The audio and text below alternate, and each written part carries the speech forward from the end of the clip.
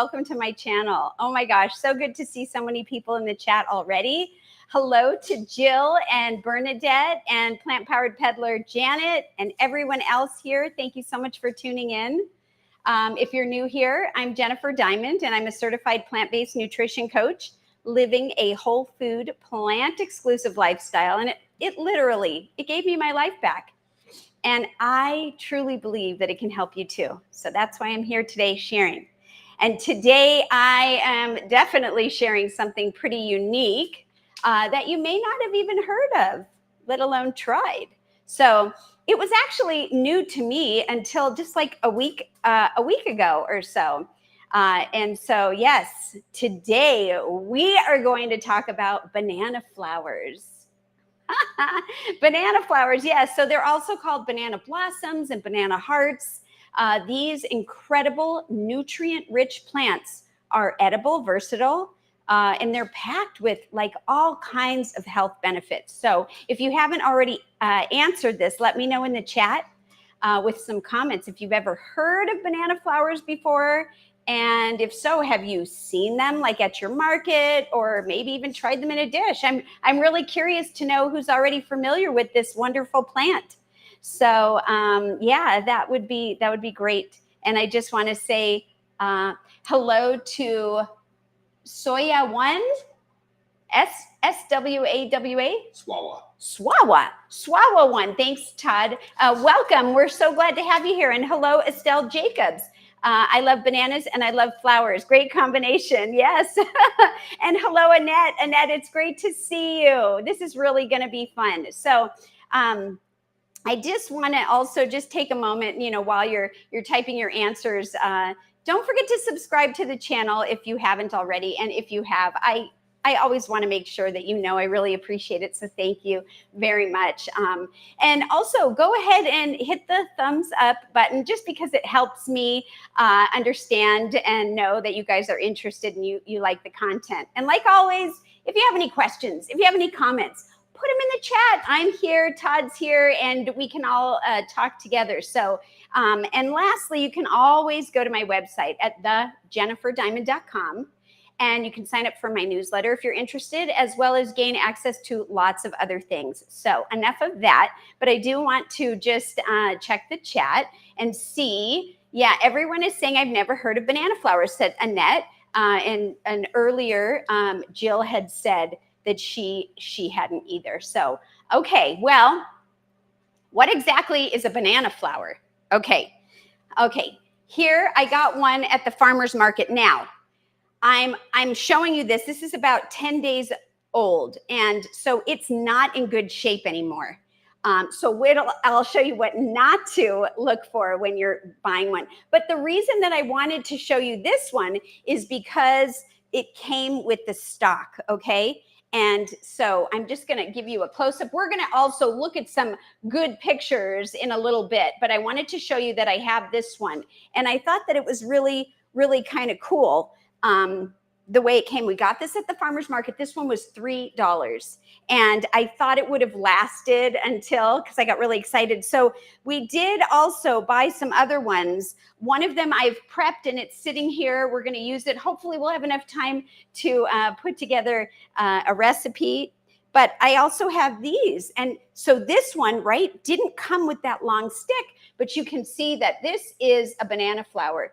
I mean, look at these things are enormous. And I have another one too. And I kept this one in the wrapper. I wanted to show you how it came. So we got these two at an Asian store in our area. And then the one that I have in here, we got at a different Asian store. The one that we got that's already cut up, it just was wrapped in this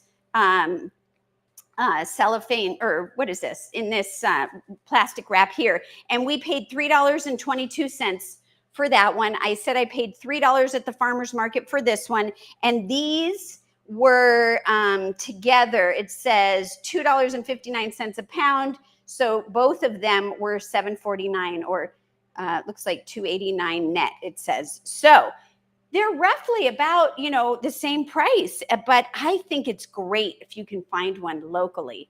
And so anyways, I want to check the chat for a minute here. Okay, Jill says, I have a question. let's see, if I take the flower off of my banana plant, will I still get bananas?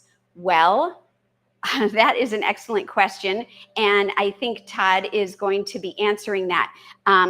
So what usually happens is the bananas form, and then when that like piece, the bananas form, is finished producing bananas, then there's the flower. So I want to take a stab at this. You tell me if I'm right or wrong, Todd, but I think that you should not take the flower off until the bananas are done. You're correct. Yes, you guys. Great question, Jill. Go ahead and add to that, honey. Yes. So the banana will first produce, the banana tree plant will first develop the flowering stem and then the large bud, which will then turn into the flower. And after the flower blooms, the fruit, the actual bananas, will start to develop. So if you take the flower off first, you'll lose the bananas. Okay, then that's what I thought. Okay, so very good question. Thank you, Jill. And let's see, Annette says, oh, we visited a banana plantation in St. Lucia, and I saw them there, but I didn't eat it. Okay, but that's cool that you got to see that growing in action. I think that's awesome. So I also wanted to just take a minute to show you here. Okay, so this is the large purple teardrop shaped blossom. This one is obviously, I said, it is past its date. You don't want it if it's shedding and it's shrivelly like this. You want it to look like this, but because it was attached to this, I wanted to show you that, right? And so the blossom, grows at the end of the banana fruit cluster, okay? A bunch of bananas, it's called a hand, right? And it looks like a hand because, look at this. Okay, this is not gonna look the same, right? Because this one's shriveled up, but in a big, gigantic stem like this, you would have these clumps of hands growing all along that piece. And then when it's done producing, like we said, a lot of people like to let it go, the flower, and then they can cut it off. Now, I also thought that this was really interesting. These bananas are the bananas, and they're green, because they're not local, that grew off of a plant like the one that has the banana flowers that we're talking about. Look at how different they are compared to our American looking bananas here. So I just thought it would be fun to show you. And most people know in Canada and in the States and in different parts of the country even, these are the ones that are more prevalent or we see often. And then this we don't really see. But do you see how it kind of looks like a hand?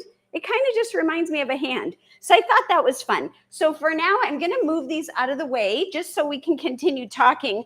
And gosh, there are so many different kinds of bananas in the world. And I've tried a lot of different kinds. But anyways, let's get back to business here. So I'm moving that one aside. I can always bring it back if you want me to show anything else. But I did also just want to put these out so you can also take a look at these. Okay.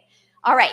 Now, the flowers grow on the same plant that gives the bananas. So, but unlike the sweet fruit that we know and we love, the flower, it has a more subtle flavor and it's got like a hearty texture. So as the bananas grow, the flower forms, like we already talked about a little bit, and is often harvested for culinary uses, especially in many Southeast Asian, Indian, and Filipino dishes, which is why I was able to find it in the Asian district in our area. So the flower has several layers of purple leaves. Inside each layer are rows of tiny florets. At the core is a tender edible heart. Okay, so if you've never seen one, imagine like a dark purple artichoke mixed with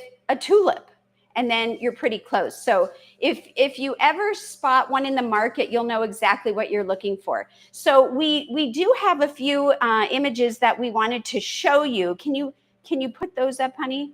Okay, so here you can see that is kind of what you would, I mean, I showed the bananas the wrong direction. So this is good. So the hands are actually going up.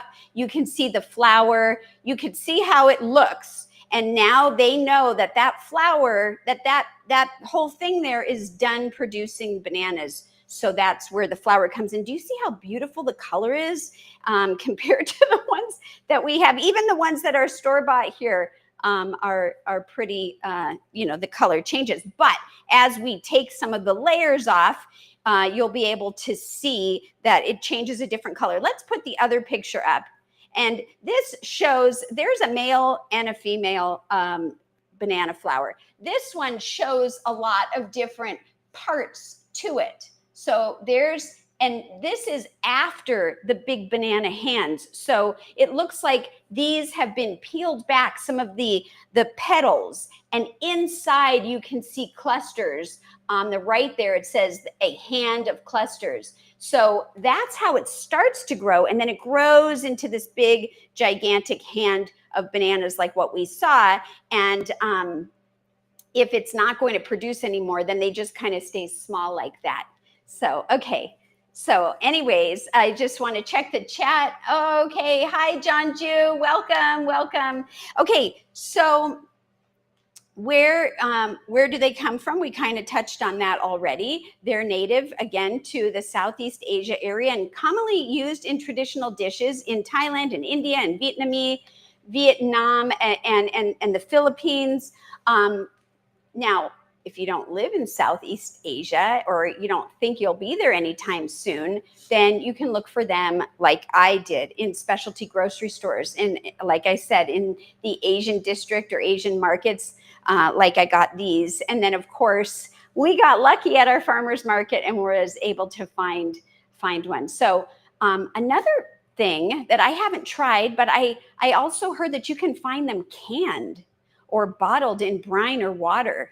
So if that is something that you come across and you're interested in, I would say check the label. Make sure there are no unwanted additives or whatever. So another thing that I understand is that frozen banana flowers are another option. I've never seen one. I've only just learned that. So, and that you might find in a specialty grocery store or even online. So I've only seen them, like I said, in our farmer's market and our local Asian district. Okay, if you find them fresh, you'll want to select one with a firm, tightly packed leaves like these. I mean, and these aren't totally tightly packed. And you want it to have like a fresh appearance, right? And so these outer petals are called bracts. Yes. And so they should be firm and they should be tightly closed, right? The florets inside should be tightly packed and not loose or separated like we saw on the one that's no good anymore. Things were kind of falling out. Okay, the bracts should be vibrant purple or dark red with no signs of browning or discoloration. Now, you want to avoid flowers that are excessively wilted or discolored or have damaged bracts. Now, you can also check for firmness by just gently kind of squeezing the flower, and it should feel solid. It does feel solid and not mushy. If it feels mushy, that's no good. So if you plan to eat the banana flower in the next day or so, then choose a flower that is young or not too mature, as the florets inside will be more tender that way. And if you're harvesting the flower for the bananas, then you can choose a flower that is more developed. Okay, so I want just to, we're going to talk about nutrition. And yes, the bracts are the petals. So I want to talk about nutrition because the banana flowers are seriously impressive when it comes to their health benefits. But I did also just want to take a minute and kind of show you what I'm talking about. So if I pull this leaf off, there should be some kind of little petals inside. Ta-da! And there they are. Look at that. Look at that. Now, these outer petals are edible. Everything is edible. But as you pull them apart, and then what you would want to do is you would want to pull these off and save this, put it aside, right? And then as you peel back the layers, you will eventually find a yellow color inside. And I just want to take a few minutes to show this. Now, that kind of reminds me of the artichoke, right? So when you get inside and into the artichoke, you find the artichoke heart. Well, there's a banana heart too. And so if we keep undoing these, we will eventually find that. So we will come back and continue to peel this back. Oh, you could start to see, look, it's already starting, the color is already changing. So maybe I'll just do a few more and then we'll get into nutrition. And the reason that you'd want to save these, which we're going to show also, these petals in here, is because you can use them. And we're going to talk more about that later, how you can use them and what you could use them for. And it's just really interesting, isn't it? Okay, so gosh, I don't know if I should just keep peeling for a few minutes. I really do want to show the inside. So I'll take a break and I'll peel some more in a few minutes. And then we'll talk about that later. Okay, so already you can see a difference in color and size. And even these, look, I just want to take a second. See how they're starting to get this lighter color because we're starting to reach to the heart, which is really, really tender and tasty. Okay, but when you talk about nutrition, first of all, I just want to say that they are low in calories and they are high in fiber. And I know I'm always looking for foods that are full of water and fiber and natural in their whole form. These are full of fiber. So what does that mean, right? That means that they help you feel full and satisfied without packing on excess calories. And I already mentioned they're low in calories. So that fiber isn't just about keeping you full. It's amazing. What is it amazing for? Well, it supports your gut health and digestion and keeping things moving smoothly and supporting healthy bowel function. The fiber found in these banana flowers also plays a role in balancing blood sugar levels, maintaining your cholesterol levels, supporting a healthy microbiome, which is really important. And it also which is where like a lot of our immune system lives, is in the microbiome. So it's really, really important. And there's so much to be learned still, and so much that has been uncovered and developed and about the microbiome. So the banana flowers, they are rich in vitamin C, which supports your immune system. It supports your skin and collagen production. Plus, it's an antioxidant that helps him to protect your cells. So they've also got vitamin E, another powerful antioxidant that's important for skin health, cellular protection, hormone balance, all those things. And mineral-wise, banana flowers are loaded with potassium, magnesium, iron, and calcium. All of our important electrolytes that are needed in our bodies. And I'm going to go into those. I just see there was a comment that come in. Oh, Core Scorpio is here. Hello, welcome. Wow, what a beautiful necklace. Oh, thank you so much. This is a tiger's eye stone, if anyone is interested. Thank you for noticing that. So when it comes to potassium, that is something that helps regulate blood sugar, support your nerve function, and it's essential for muscle contraction, including your heart muscle. Did you know that? There was a time when I had low potassium, and man, I had no idea that I could have just added this in. Another one is magnesium. Now, magnesium is involved in over 300 biochemical reactions in our bodies. And that it includes energy production, muscle function, and maintaining a steady heartbeat as well. Now, if you ever wake up, and I do sometimes, where my leg cramps, I stretch my legs and my lower calves are cramping, that kind of, for me, I know my body is saying, you might need some more magnesium. You might be running low. Well, this guy is full of that. It also has iron. And iron, as many of you know, is the key. It's definitely a key to transporting oxygen throughout our body, and it prevents fatigue. It supports immune health. And as I shared earlier, the banana flowers have about, well, I may not have shared this earlier. They have about 3 to 4 milligrams of iron per 100 grams, which is comparable to like a cooked spinach. And I think, gosh, I was trying to figure out what is that in like how our measurements are. I had written that somewhere. I can't think of it right now, but you can definitely search that. So anyways, they are a great iron source, especially if you're plant-based. Calcium is essential for strong bones and teeth, muscle function, and nerve signaling. So while banana flowers don't have as much calcium as some of the other plants, they still provide a meaningful amount, especially when you combine them with other calcium-rich plant foods. Okay, but we are just getting started. All right, so the banana flowers are also rich in antioxidants, those superhero compounds that help your body fight off inflammation.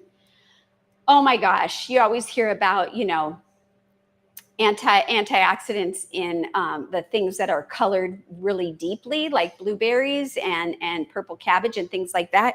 Well, this is another guy, and it also protects against cellular damage and reduces your risk of chronic diseases. And I know that firsthand because I believe when I got my inflammation under control, my body was able to focus on other things and help me heal. So some of the key antioxidants in the banana flower include the polyphenols and the flavonoids. Okay, these compounds have been linked to lowering risk of heart disease, improving blood sugar control, and even better metabolic health overall. So just for a second, polyphenols are a substance that's found in many plants, and it gives some flowers and fruits and vegetables their color. So when we talk about antioxidants, that's that dark color. But the flavonoids poses a number of medicinal benefits. What does that mean? Well, that would include like anti-cancer, antioxidant, anti-inflammatory, and antiviral properties. They also have neuroprotective and cardioprotective effects. Wow, right? And the cool thing is they rival some of our top antioxidant-rich foods that we might know better. In fact, their antioxidant content is similar to that of the artichoke, which I brought up earlier, which the artichoke is famous for their liver supportive and disease fighting properties. Did you know that? A while back in March of last year, I did a video on artichokes and what to do with them, how to cook them and prepare them and all that kind of stuff. And if you haven't seen that one, check it out. Be sure when you can. It's called Me and My Artichoke. And I will see if Todd can also put it in the chat in a few seconds. So now let's talk about the fiber again for just a moment, because the banana flowers are fiber powerhouses. I mean, 100-gram portion of banana flowers would equal like 4 ounces or 4 ounces and has about 5 to 6 grams of fiber, which is more than double the fiber content of, say, spinach or broccoli, which are amazing vegetables. I'm just, so I'm not poo-pooing them at all, but just for a comparison, spinach has about 2.2 grams per 100 gram, and broccoli has 2.6 grams. Even I can mention collard greens. They're better they have 3.6 grams, but the banana flour still beats them. So Todd, I had mentioned you might put in Me and My Artichoke link in case anyone was interested. And I see Lisa's in the house. Hello, I'm so glad you're here. So getting back to what we're talking about, that basically means that the banana flowers are excellent for digestion, blood sugar control, and satiation, which helps you stay full longer. And a lot of times people are searching for something, and it's just maybe you didn't eat enough, or the foods that you ate weren't satiating. And this is one that you can turn to. So it's really helpful if you're aiming for weight balance, or you simply just want to feel satisfied after your meals. And like, who doesn't, right? So how does this all stack up in terms of science? Well, there's a growing body of research that supports many of these health benefits. Okay, so for example, there's a study published in the Journal of Ethnopharmacology,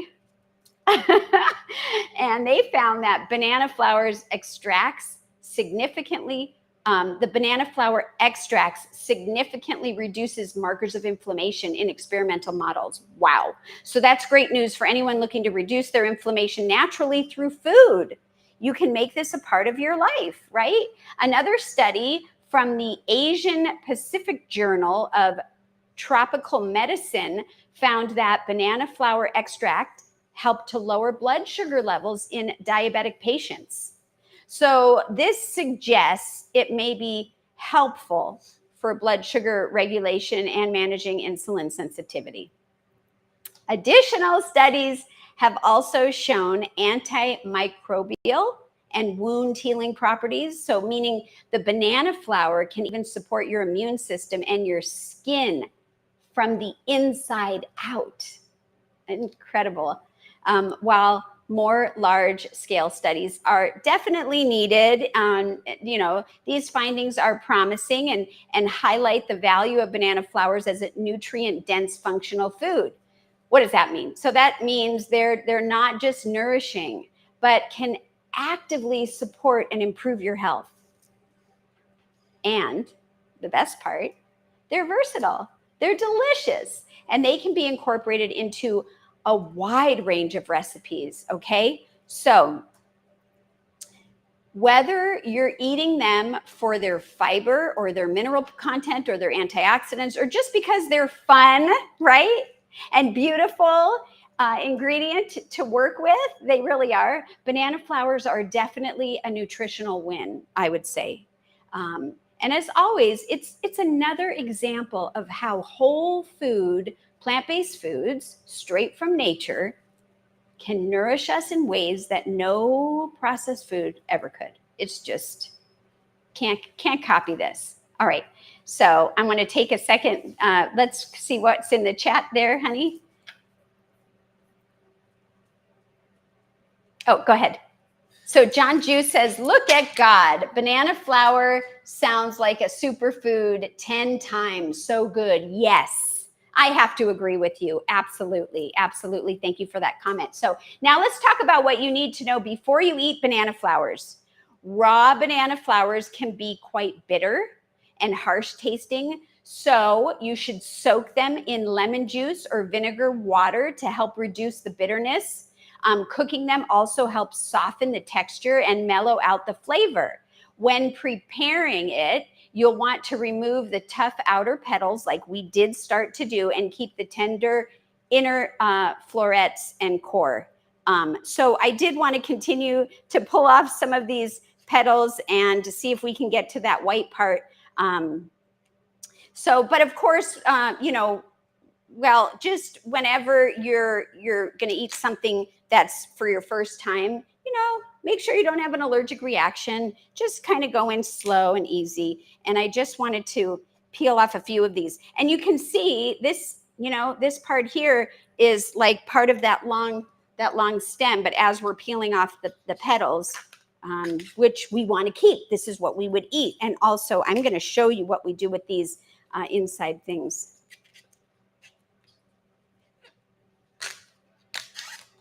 All right, so now you're starting to see the heart.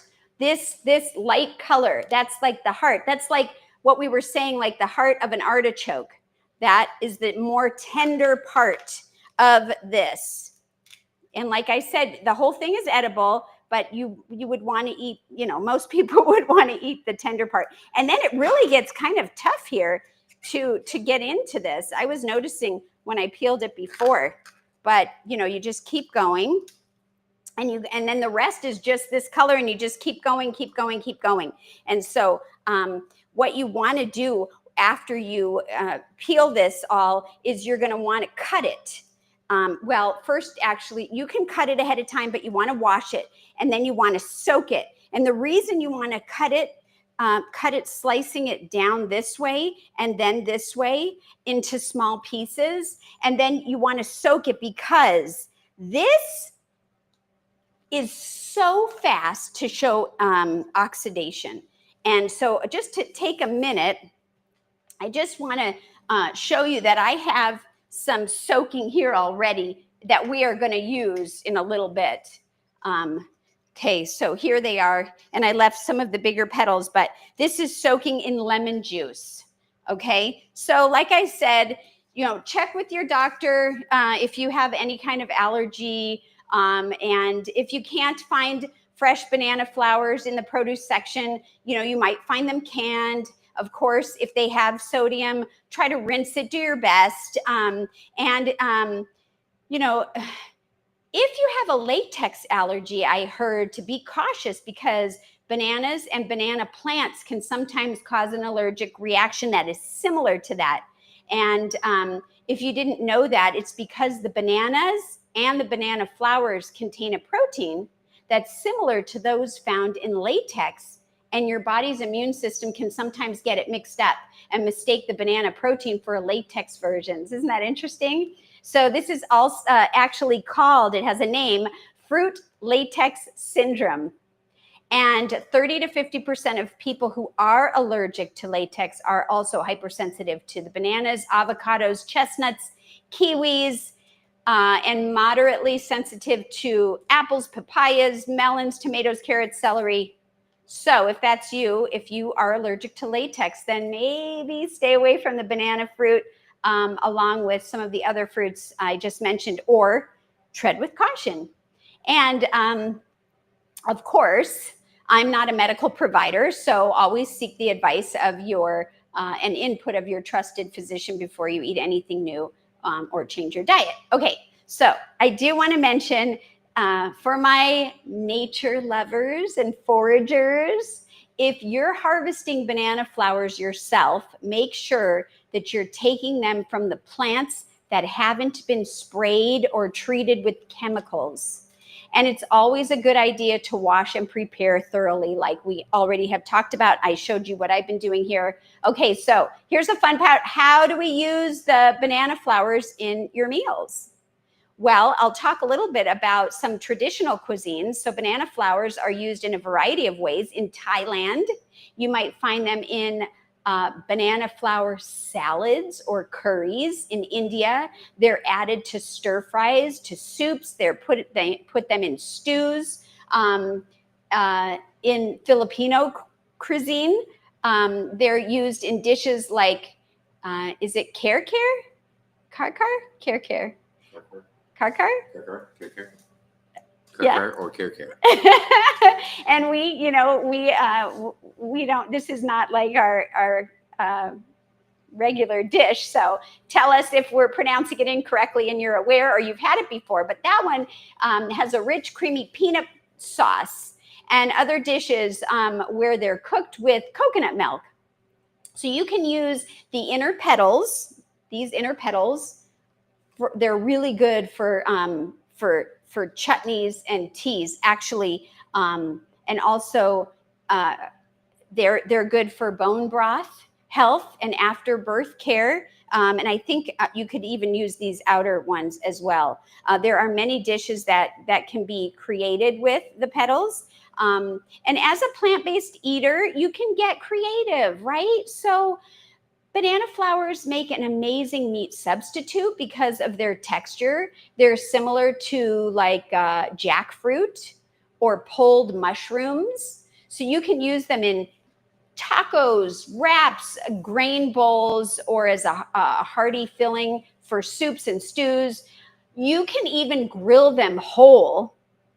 I haven't personally tried this, but I heard. And then you can, if you like that smoky, delicious flavor, you could do that. Now, prepping them might seem intimidating, but it's not hard once you've done it a couple of times. Like I showed you earlier, we just, how to peel this off. Just remove the outer petals and then soak the inner parts, the florets, in water with lemon juice or vinegar, and then slice and cook as needed, or I actually slice them ahead of time, rinse them, slice them, and put them to soak. You can steam them, stir fry them, bake them, grill them. It all depends on your recipe. But if you're short on time, you can even find prepared banana flowers. And there are probably a few markets in your area that sell them ready to cook. And some commercial brands offer a low sodium canned option, we understand. Okay, so let's make something with them, shall we? I thought it would be fun to make a beautiful, aromatic, and delicious banana flour curry dish. And so afterwards, after you clean them or cut them up and soak them, sometimes there's this black sticky part, and I'm just gonna show you a little bit. So this part right here, it tends to get dark right away. And I haven't really seen it happening, but right in here, this edge usually gets already, it should start to get dark. So I'm gonna set this aside because we already, well, I guess what I'll do is I'll show you how to cut it. And this one I said is soaking. So I'm just gonna take a second just to rinse it over the sink here. I know you can't see this part. But just to rinse it, I want to then kind of stack it, right?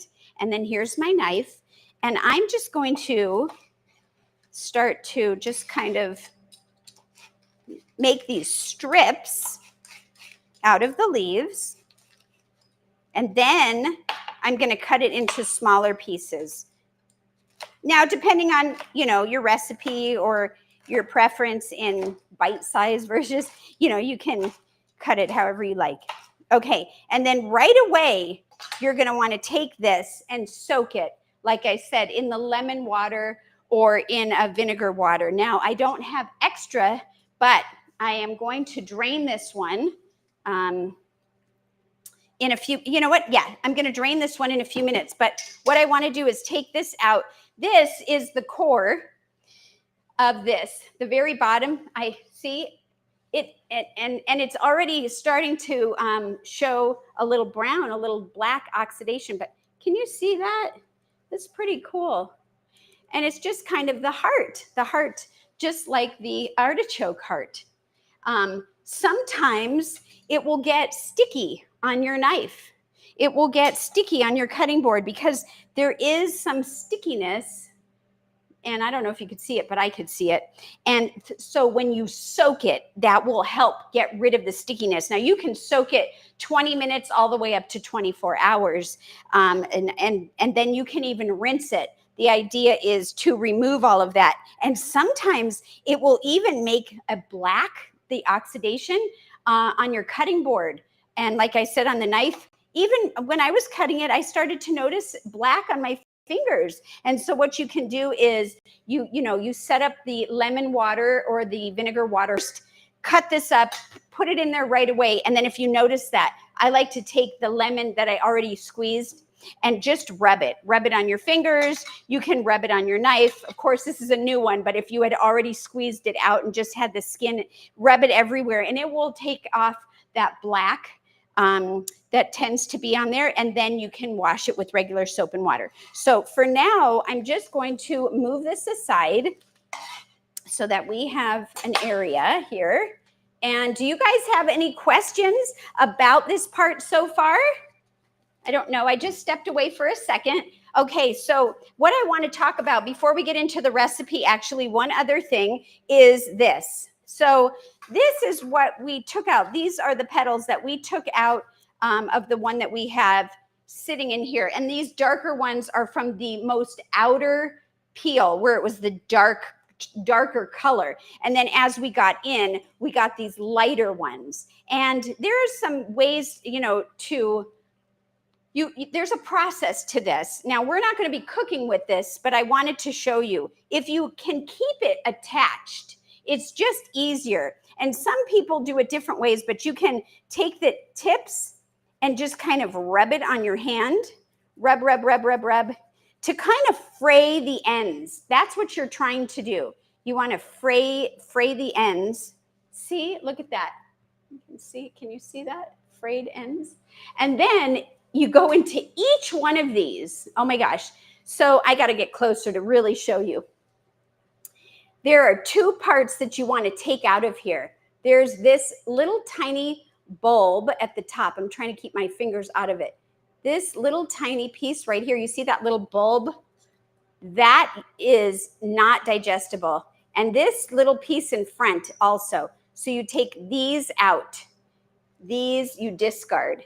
So that's a lot of work, right? But you go through, and the rest of this is edible. So let's do another one. You get this piece right here and this little piece in front, and you pull it off. And that is not edible. And you just keep doing this. Now, I personally don't know if I have the time or patience to really like do all that's in the bowl, but that's what people do. And then they can use this to make the teas, to make other things that are wonderful. But this part here, and I have some over here, is not digestible. So you would want to get rid of that. Okay. Oh, hi, Colleen. Hi. So glad to have you here.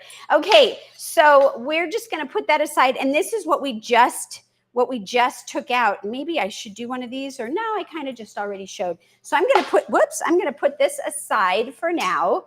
And you could even soak those as well. But we're not going to be doing anything with that today. But I did want to show you that. So let me put that aside. And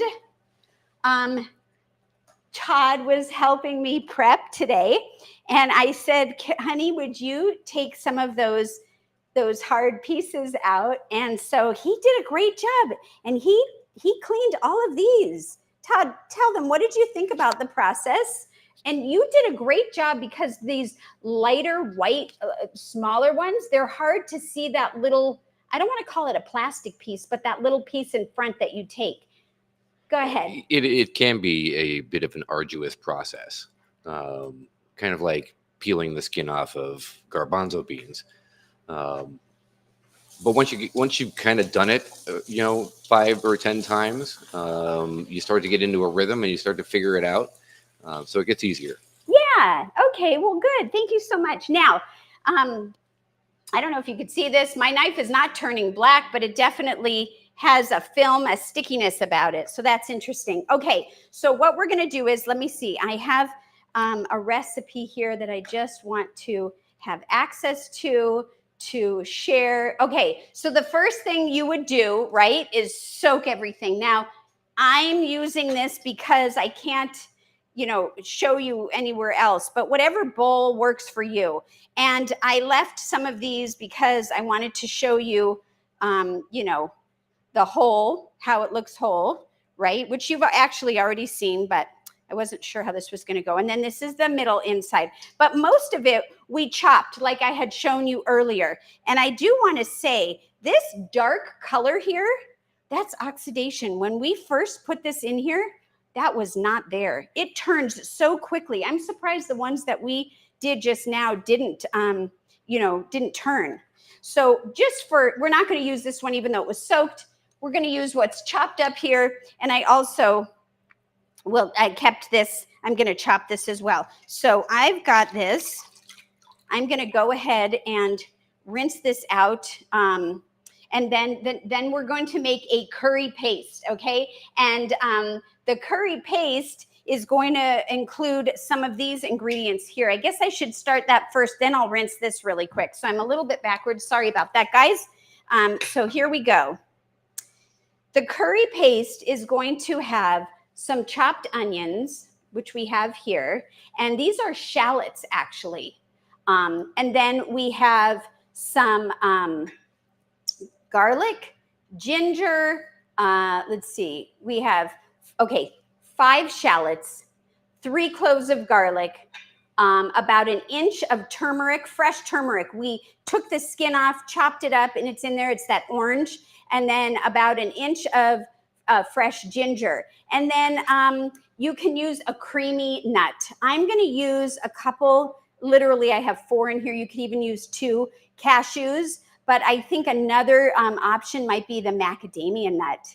And I don't have any right now. And then you want to use, as an option, if you like heat, a fresh chili. Well, I went ahead and took one of our serrano peppers out of the freezer, and Todd was kind enough to put special rubber gloves on and chop those as well. And so the first thing that we're going to want to do is we chopped everything already. So we are going to heat up this right here, heat up this stovetop.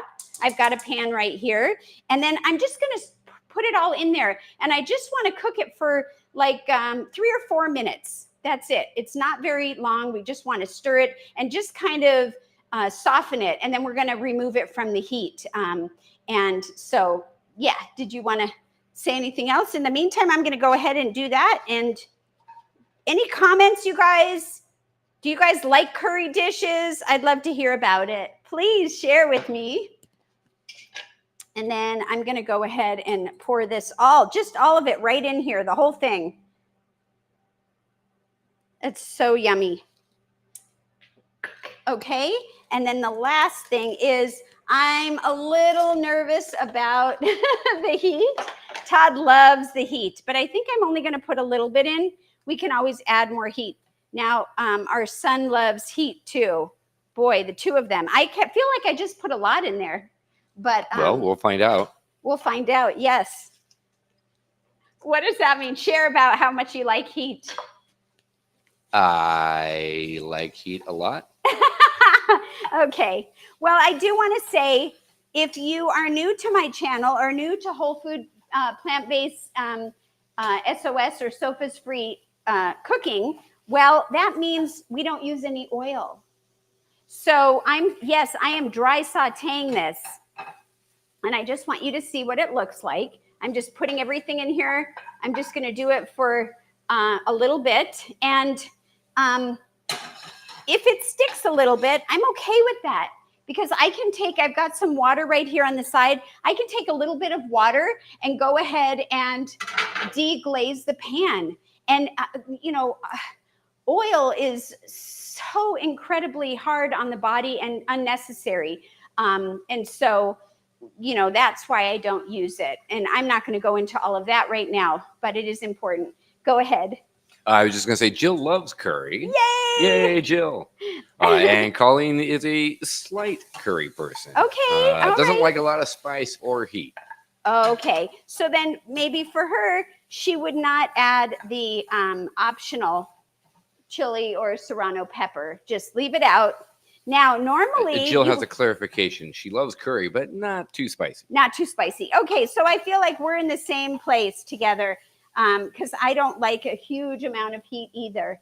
But basically, what we're doing here is we're softening this up, and this is going to be our sauce, actually. And once I get it a little softer, I'm going to transfer it into this bowl right here, and I'm going to attempt to do this with this guy right here and see if I can get it kind of into like a paste. You can use a Vitamix if you want. Wow, I can really feel the heat already. Woo! Okay. Smells fantastic. It does smell good. But however you want to grind this up into a paste. Look at that. Look at that. Isn't that looking good? The colors are coming together. And I would say maybe just another minute, and that's it. We'll remove it from the heat. So after that, I'm just going to tell you the next things that we're going to be putting in here. We are actually finally going to get to the banana flour, and we're going to be using an entire banana flour, which has been soaking. We'll rinse it off. We're going to add two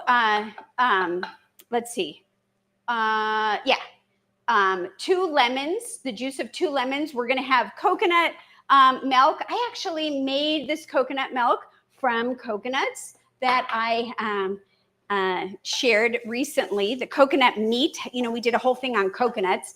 And so that is a really nice coconut milk, but you can use any coconut milk. And then we're also going to do some lemon grass. I've got lemongrass here. Are you guys familiar with lemongrass? Lemongrass, usually it's hard to find. We got these at the Asian market too. And I just want to say that I cut up, I'll get more into the lemongrass when I get to that. But the outer parts of it that are kind of like, what do you call this? Like, they're hard, crunchy. Yeah. You can use these in like your tea for flavor. You just wouldn't want to ingest this. You'd want the softer part, which we have over here. So anyways, let me go ahead and see if we can move this over, because we're going to use this pan for the rest of it. So this is also really nice because it's like a one pan kind of thing. So you don't have to have a bunch of pans that you need to clean. But I want to get as much of this as I can into another bowl or into your Vitamix or your food processor or however you want to blend this up. And that's what you want to do. Da, da, da, da. Okay, and I didn't really want to do too much of this ahead of time because I thought it would be fun to do together. Oh, hello, Natalie Dixon is here. Hello, welcome, welcome. So yeah, we're just making a recipe now, and please feel free to come back and watch the replay for the educational part that you may have missed and may be interested in. Okay, so I am going to put the other stuff on to cook, and then I'll blend this up. Okay, so here's the time. The time has come, guys. I'm going to drain this. Let's see. I really want to dump this water and then just let it drain a little bit so you can see what we have here. Okay.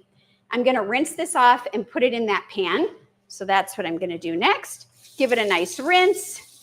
And, you know, if you find that, and this piece I really need to cut up, if you find that it's sticky, you know, you can put your hands in it and kind of, here, I want them to be able to see. You can put your hands in it and, oh, I'm going to make a mess, and kind of play with it and squeeze it and see if it still feels like there's any kind of stickiness. You can soak it longer.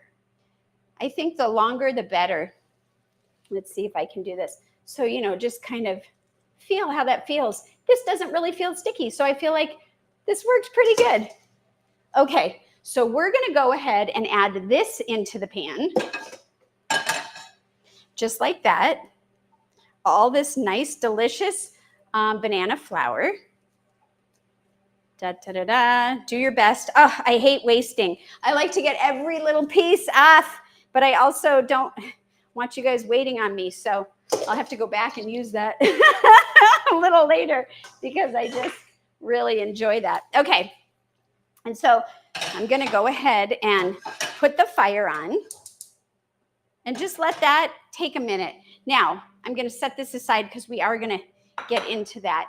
Okay, so I'm just going to let that cook down just for a minute or so. And then I do want to talk about prepping the lemongrass. Okay, so this is how the lemongrass, if you're not familiar, came. It came in a bunch. It was rubber band.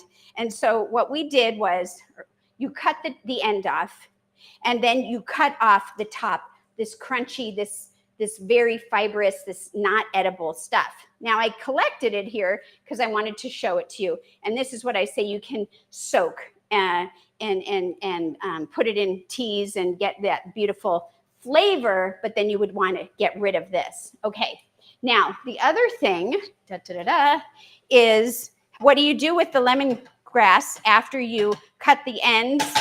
Well, then you're going to want to take it and you're going to want to peel off some of the outer pieces. And you're going to want to get rid of those or add them to this pile until it feels soft. And then once it feels soft, that's the part that we're going to use. So we would want two of these, 2 lemon stalks, okay? And so then what I did was, you can do it a few different ways. You can take something like this guy and smash on it, right? Which I will do because it's fun, but it's not my favorite way.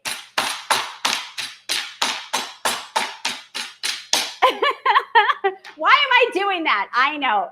It releases the flavor, the scent, that lemon. And it's so good smelling. Now, another way you could do it, which is the way that I actually really prefer, and I didn't cut this up. So let me just cut this up really quick because I got sidetracked, and throw it in there while it's cooking, because this is like the heart, the tender, the best part. And of course, you're going to want to make sure your utensils and everything are clean. But anyways, okay, back to business here. The other way is to take the lemongrass and just cut it down. Just cut it. So here, we'll do that. So I like to, stack it back together. You don't have to. You want to tear it, not tear it apart, but you want to make sure it's clean all in there. And then I just do it in like a couple of strips. You don't have to get crazy. But what happens when you do that is another way for it to release that amazing aroma. And then just tie it in a knot, right? Tie it in a knot. It's kind of weird to think tie it in a knot, but you can. And that's what I would do there. And so I have some of those right here ready to go for our dish. And why? Because it will keep it together. It will release that beautiful flavor, and then it's easy to take out afterwards. We're also going to be adding in some bay leaves that we have here. And if you're not familiar with these leaves, these are kaffir lemon leaves. Now we have what? Lime. Oh, I'm sorry. Yes, lime. I'm sorry. Yeah. I don't know why I said lemon. I got lemon on the mind. But here's what one of these limes look like. They're a little bit different. They're an Asian, more of an Asian, you'll find in Asian cooking more. And they don't necessarily use the limes as much as they use the leaves. I use them all, but we're going to use the leaves today. These have already been washed, and this is what the leaves look like. They come kind of a twofer. And so we're going to have all of that, and we're going to add it with some lemon and coconut milk. You can even add lemon zest. And so that's it. And then, so let's get that going here, because this is already starting to stick a little, but not too bad, because I think it's releasing some kind of natural juice or flavor in there. And so let's go ahead and add all of these guys in here. Da, da, da, da. And we are going to add our homemade coconut milk. Now, because when I make homemade milks, I like to stir them because sometimes they separate, but that's up to you. I have 1 cup of this, and I'm going to go ahead and add it right in there. Coconut milk is really great because it's thick and creamy, and it just gives it a nice creaminess to it, actually. Okay, so we can also, and I'm going to add just a tiny bit of water. I want to show you what this looks like. I don't know how much water. If you feel like it needs water, I'm kind of trying to make sure that everything is covered. So here's what it's looking like so far, okay? And the fragrance is actually really, really nice. So I'm just going to stir this for a minute, Todd. And we're going to just cover this and let it cook for a few minutes while we blend that up. And that's pretty much, oh, you know what I have to still add? The lemon. So let me do that. All right. I love this lemon squeezy thing. Just love it. Okay, so I'm going to go ahead and actually, I love the zest, so I am going to add a little zest. And this is already washed. This is an organic lemon. I only like to use the zest on an organic lemon. That doesn't mean I never have or never would. It just means I prefer it. Well, because the skin is what would have had anything on it if there was anything sprayed. And if it's not organic, I'm not saying organic doesn't have sprays. But I'm just saying traditional or conventional, you got to think about if that's okay for you. So I'm going to go ahead and add this to my wonderful little guy here and squeeze this right in here. Oh, yeah. Wow, this one is really full of lemon. It's already starting to cook up really nicely. Okay. And one more. It says to add 2, but I feel like I'm running low on time, huh? How are we doing on time? We're okay? All right. So what do you guys think so far about this? Maybe I'll just do this one too. You guys, is this something that you might want to try or enjoy if we haven't even checked it yet? All right. I feel like, gosh, I wanted to wash the knife better. Oh, well, we do our best, right? I'm just trying to be efficient with time for you guys. And I think that's probably plenty. These are really full. So I would say 1.5 to 2 lemons. The juice is great. Okay, now, there we go. And I do want to show this to you guys. Look at this. It's already doing so well. And we just want to let it cook for what? Till it's like moist and I kind of want the liquid to thicken up a little bit. I'm not, so we'll see if it'll thicken up for us. So in the meantime, I'm going to cover it. And I'm going to have the heat on low. And then we're going to go back here. And this is our last step. So let's see if we can get this guy to blend up. I thought it would be better to do this instead of the NutriBullet because I feel like this isn't going to blend up very well in a NutriBullet because there's no liquid. And I don't feel like I made enough of it for the dry mix Vitamix. I could do it in the food processor, but hey, let's try this guy. All right, here we go. And I'm not sure. And you know what? If it needs a little liquid, maybe I would give it a little liquid. What kind of liquid would I use? Could use water or lemon.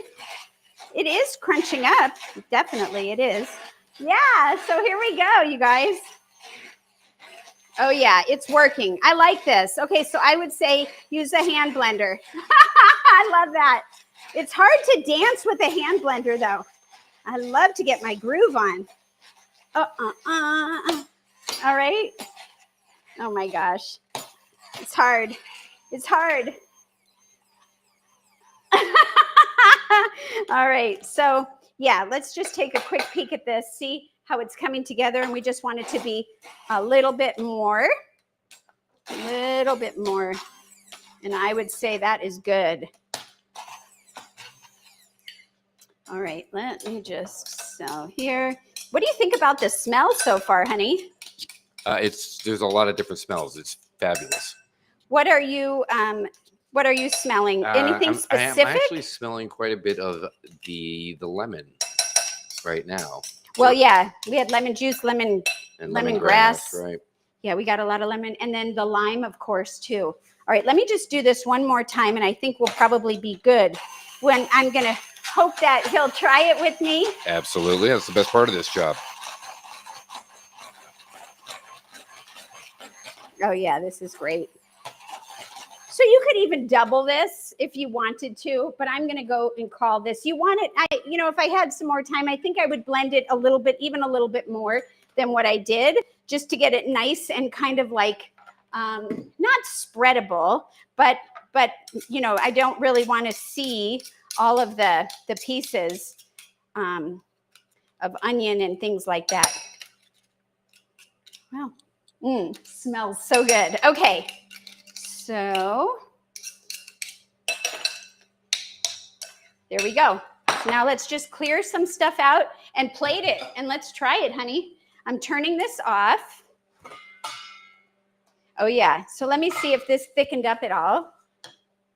Not really. It didn't really thicken up the way I had hoped, but it could be because we aren't letting it soak and have time. So I would say continue to cook it down just a little bit or remove it and see if you can get it to thicken up. I also added a little water. But let's go ahead and just show you this, and we're going to plate this. So before we plate it, I need to take out those pieces that are not edible, like these, and you can use a tongue. Do not burn your hands. That's not the goal here. So I'm going to take these out, all the leaves, all of the the bay leaf. Make sure however many bay leaves you put in, you get that many out.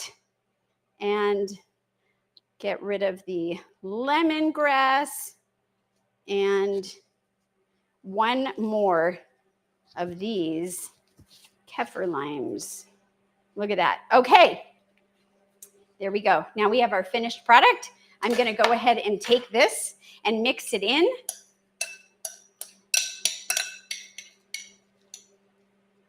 Oh, yeah. And that's basically what you want to do. Now, you can eat it plain just like this.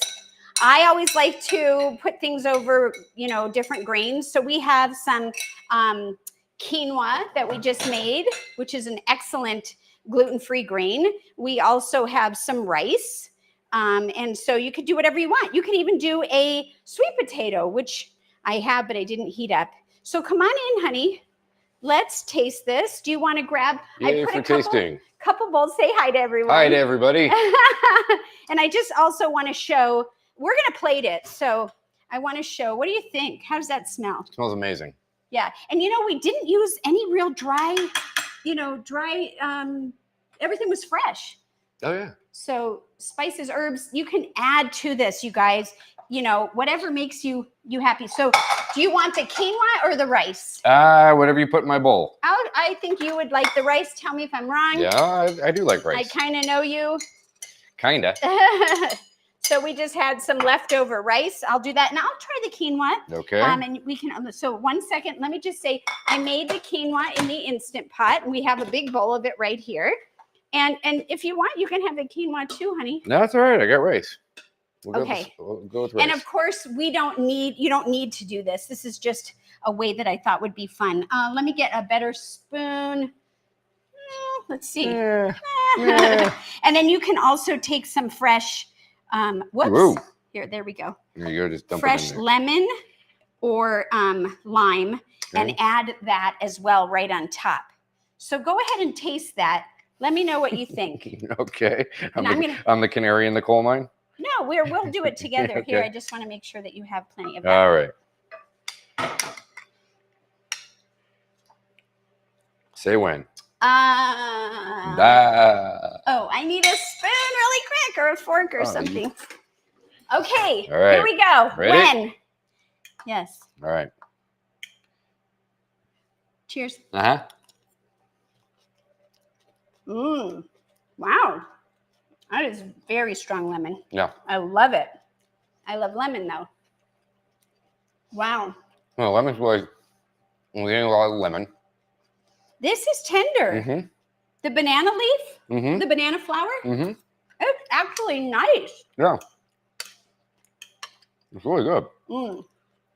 I think I would have let it cook a little bit more because there is a little bit of crunch to it, although I had like 3 pieces together. Anything else you want to say for texture, flavor? Do you like it with the rice? I like it with the quinoa. It's not spicy. No. For Jill, not that spicy. Not spicy, but you can adjust it. Yeah, and you can adjust it. No, it is really good. It's got, a really, like I said, a really good lemon flavor, but I'm also getting some of the garlic and the turmeric and the ginger underneath. No, it's fantastic. I think the flavors blend very well together. It's not a super strong curry flavor. We didn't really add curry, even though we call it curry. Yeah. But you could add curry powder if you wanted to. And so that's pretty much it, you guys. And I just want to say thank you so much for hanging out with us today while we talk about banana flowers. I always want to say, don't forget to eat your greens, and please give plants a chance. Try something like this. It's delicious. It's nutritious, as we learned. And until next time, everyone, we'll see you soon. Take care. Bye for now.